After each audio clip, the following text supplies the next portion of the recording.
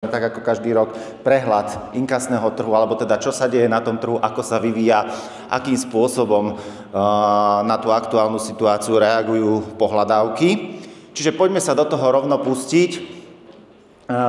Asociácia slovenských inkasných spoločností vlastne robí každoročný prieskum, ktorého sa zúčastňujú všetci členovia asociácie, ktorí poskytujú dáta o tom, aké množstva pohľadávok spracovávajú a aký podiel na trhu v podstate jednotlivé spoločnosti majú. Čiže poďme sa pozrieť v prvom rade teda, aký veľký ten trh je. Ono opticky vyzerá, že teda čo sa týka počtu zamestnancov a inkasné agentúry narastli, ale toto je skôr technická záležitosť, pretože v rámci členov došlo určitom presunu firiem, čiže počet zamestnancov na tom trhu je v podstate rovnaký oproti predchádzajúcim rokom. Máme aj dvoch alebo troch v podstate nových členov, čiže ten náraz je skôr spôsobený tým, že zásah asociácie je trošku väčší, ale čo sa týka počtu, ale objemu ľudí, ktorí sa venujú pohľadávkom na trhu, sa medziročne alebo za tie posledné roky ten trend, myslím si, že skôr je taký, ako bol tie predchádzajúce roky, že postupne klesá. Je to spôsobené najmä tým, že naozaj je tu obrovský tlak na tú optimalizáciu. Čiže ako sme sa včera celý deň rozprávali, automatizuje sa, čo najviac hľadáme spôsoby všetky firmy, ako tie činnosti čo najviac optimalizovať. Poďme sa ale teda pozrieť už na konkrétne čísla. Inkasné agentúry kontinuálne posledných 5 rokov vymáhajú pre svojich klientov a z tých odkúpených pohľadávok čím ďalej, tým viac prostriedkov. Ten nárast je mierny, ale uvidíte neskôr, napriek klesajúcemu trhu, tak sa nám darí vymáhať jemne, postupne, ale čím ďalej, tým viac. V predchádzajúcom roku to bolo niečo tesne nad 120 miliónov eur, ktoré sme vrátili jednak našim klientom, alebo sme vymohli. Toto je skumulovaná suma aj z mandátnej správy, aj z odkúpených pohľadávok. Poďme sa pozrieť. Inkasné agentúry pôsobia v dvoch segmentoch. Jedna je to mandátna správa, teda kde v zastúpení klientov riešime prípady pre nich.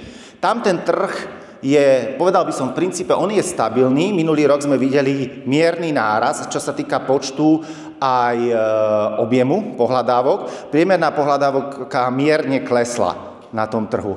Ale v princípe vidíme nejaký mierny nárast. Otázne je, ťažko sa mi ešte posudzuje, ja mám taký pocit, že tá situácia so splácaním sa postupne, pomaly, mierne zhoršuje z tých vynikajúcich čísel, ktoré boli počas covidu a po ňom. Čiže my vidíme mierny náraz, čiže hlavne v tých skorších fázach teraz tých prípadov je o niečo viac, ale nie sú tam žiadne nejaké zásadné dramatické zmeny. Diametrálne odlišná situácia je ale pri odkúpe pohľadávok. A tu vidíte, že ten trend je absolútne zrejmý, že tu dochádza posledné roky na tom trhu je výrazne menej prípadov, výrazne menej pohľadávok, ktoré ponúkajú klienti na odpredaj.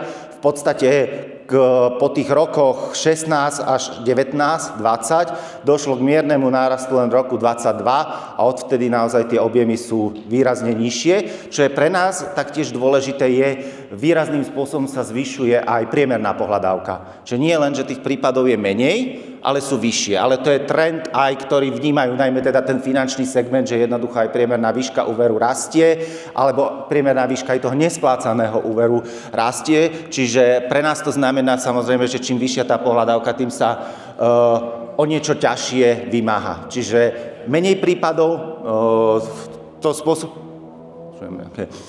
menej prípadov s vyššou priemernou výškou, či aj o niečo nižšej kvalite, že ten trh, práve aj toto je presne ten signál k tomu, že ten tlak na efektivitu a na zefektívnenie všetkých procesov vychádza aj vznútra, pretože pri tých nižších objemoch, pri tie ceny tým pádom, že aj väčšia konkurencia, keďže tých objemov je menej, čiže ceny pohľadávok sú plus minus stabilné, alebo niekde mierne klesajú, ale myslím si, že skôr sú stabilné, tak ten tlak naozaj na tú efektivitu je pomerne výrazný. V princípe to je aj všetko, čo mám, čo sa týka čísel. Čiže ak by som to mal zhrnúť, naozaj to, čo my sme sa rozprávali, my vidíme, alebo očakávame teda, že tie najbližšie roky tam pravdepodobne, čo sa týka tých počtov a objemov, bude asi prebiehať mierny náraz. Neočakávame, uvidíme, aké odhady bude mať Národná banka. Má Národná banka, čo sa bude teda s tým trhom nesplácaných pohľadávok diať, hlavne teda v tom retailovom segmente. Ja ešte vlastne ma napadá ešte jeden komentár, by som tu mal. Tuto síce vidieť len trošku. Je tu číslo aj za zabezpečené pohľadávky, čo sa týka odkúpených pohľadávok. Tu vidíte, že tie čísla na Slovensku prvý rok o niečo narastli, ale tie počty sú 220 predaných pohľadávok za celý rok zabezpečených. Je strašne malé číslo. Hej, to stále sa bavíme, keďže na tom trhu pôsobí 6, 7 licencovaných hráčov, 8.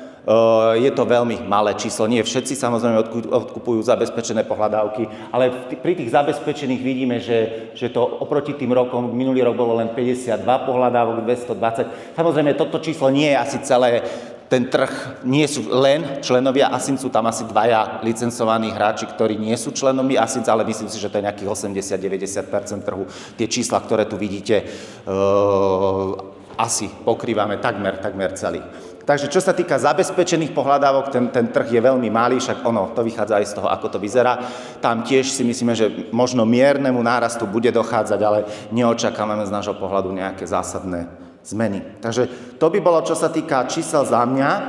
Ak máte nejaké otázky, ak ste stihli niečo napísať do slajda, tak veľmi rád zodpoviem.